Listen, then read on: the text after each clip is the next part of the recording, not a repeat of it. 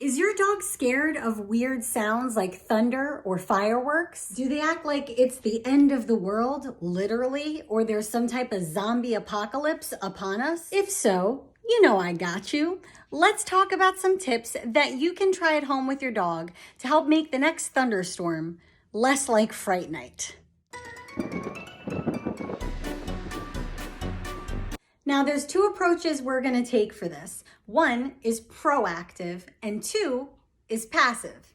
Let's go over them. The first step to the proactive portion of this training is going to be for you to go online and find thunder sounds, lightning strike sounds, or thunderstorm noises on the internet and have them ready to go.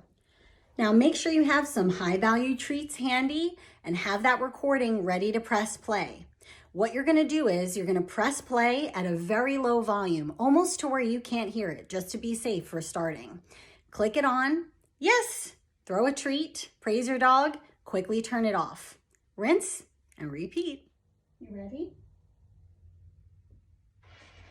Yes. Good.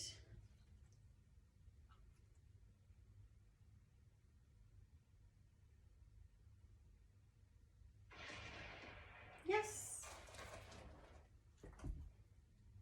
As your dog is showing that they're comfortable with that volume, start to raise the volume over time till it gets louder and louder and louder.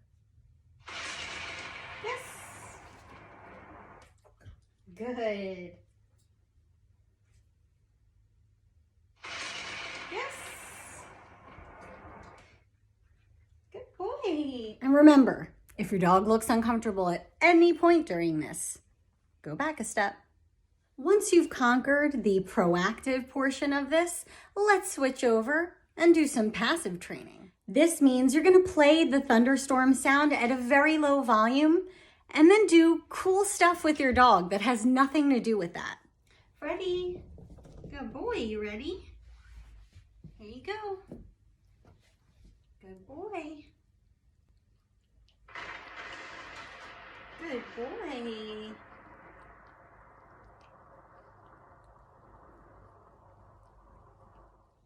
You ready? Wanna play with this? Get it. Get it. Get it. Get it. Get it. Get it. Good boy. Here you go.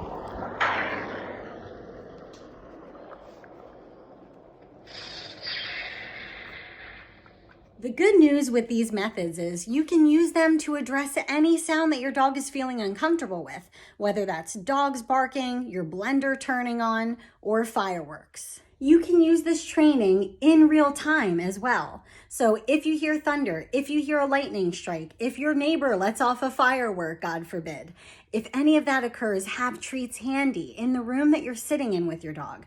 So the second that noise occurs, go ahead and praise or mark with a yes and toss treats immediately down after each time the sound happens. Hopefully, with some time and practice, your dog will start to pair those scary sounds with benefits for them. Here are some general tips that you can use in the moment if there's a storm or other type of sound going on outside that makes your dog nervous.